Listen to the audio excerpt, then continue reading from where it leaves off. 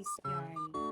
So, marami akong pa-order ngayong coming December. Mga anik-anik. So, nag-restock ang babaeng ito. Yan. Kahit crochet lover ako laging bumibili guys. Actually, try kong bumili sa iba. Nakahilag ako. Putol-putol. Kung ginanon mo. Ay, nako. Ay, doble-doble. Hi, crochet lover. Baka naman po. Sabay ganun. Kay crochet lover ako bumibili. Alam ko na yung doble. Sobrang daming plastic na ganito. Saka, pa talaga. Yan. Mga yarn ko, mga mami.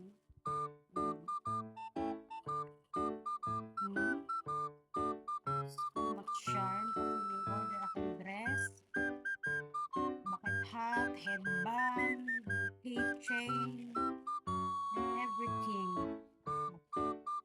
Ayan. Ayan. Ayaw kasi nila ng white. Gusto talagang mga dark color ang in-order nila. So, marami akong in-order. Hindi ko alam kung ilan to, basta 900 plus.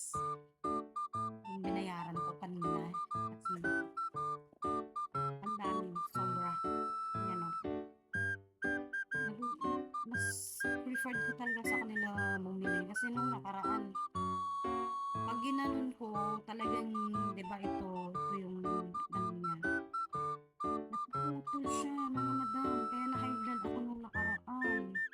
So, hindi na ako umulit ng burgas, diba? Green for Christmas. Ayan. Red. Marami akong red. Yellow. Hindi ko alam anong kulay nito. Black. Uy, ang ganda nito. Silver ata to.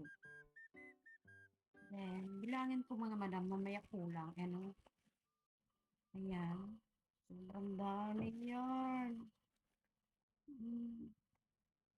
Huwag nyo napansinin yung ano ko. Alaga ko yan. Ganun talaga. Oh, wow.